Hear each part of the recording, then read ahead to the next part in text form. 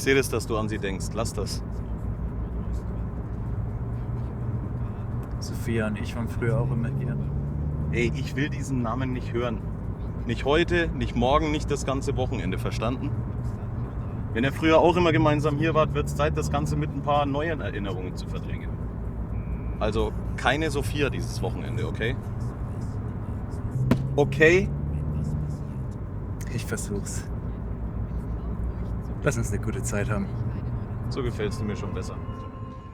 Hi guys, thanks for tuning in. In this video we are talking about affordable cine lenses. What I mean by that, I have here the DZO Vespid Primes. I have a whole set. What these lenses can do, what they can't do, how the image looks like, all that coming up. Hi guys, my name is Paul. I'm a German-based cinematographer. This channel is all about filmmaking, gear reviews, but also DaVinci Resolve tutorials. And welcome to Germany's winter wonderland. So we thought about, hey, would be cool to be outside, not inside the office. Thanks also to DZO who sent me these Vespid Primes. I'm using them since several months now, and I use them on commercial project. I use them on a short film. So I have a pretty good opinion about these optics now. I have the optics from 21, 35, 50 to 75. But what's great about the Vespid Primes is they have a huge set of primes ranging from 60mm all the way up to 125mm. But let's now talk about the build quality. Build quality overall is very good. They feel really rock solid. They are very well built. I mean, like we have the traditional iris gear from T1 to T22. We have the focus gear with a long focus throw. So I would recommend using a follow focus.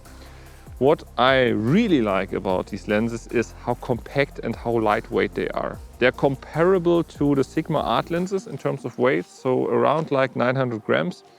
And they're pretty compact, so meaning you don't need to have a lens support. I mean, you could attach one, but you can also use it without. So that's pretty great, I think. One thing that I don't like from the build quality wise is they all have a 77mm filter thread, and the lens cap that it comes with, if it's not in the right position, it covers the sign of the focal length. So yeah, that's what I exchanged it with some generic ones. So yeah, you can also do that. They all come with an EF mount, or you can also order them in PL. I also have, but you can also exchange them for yourself. So I have at home also the PL mounts with shims. So when I use them on an ARRI camera or something like that, I can exchange it to PL. Most important thing is how do they actually look like?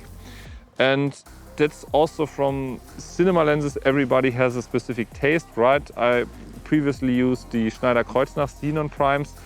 They are really clinical sharp, very clean. Something like the Sigma lenses. These ones are not totally arty, but they are also not totally clean. They're somewhat in between. I would say these lenses have a really nice, really organic look. I really like how the image looks. They have kind of an organic softness to it, so they are not too overly sharp.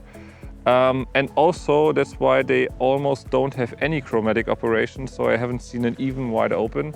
So that's pretty great. Also, focus breathing is very much under control under these lenses here.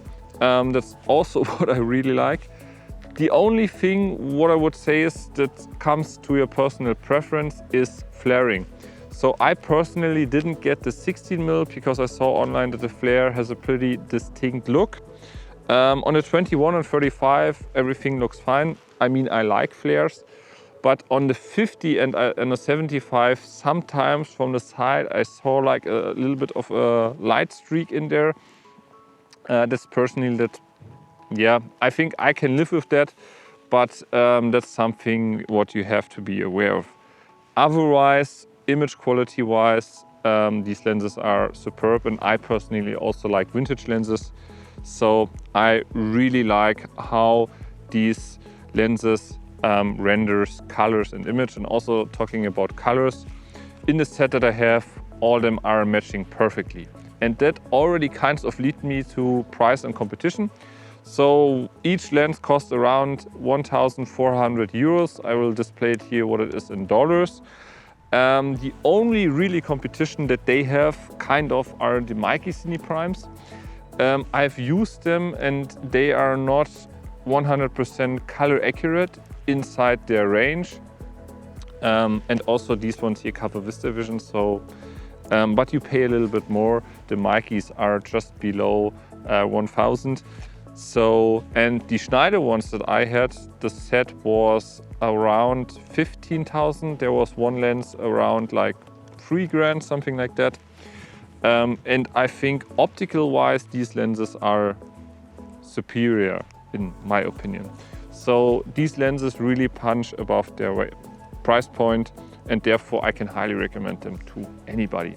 But I'm really interested, what are your thoughts on these lenses? Have you already used them? And if there are any downsides that I maybe did not notice that you have felt like, please drop them in the comments below. And if you have any further question, also in the comments below. And see you guys in the next video. And it's freezing cold, I have to get out of here. Bye bye.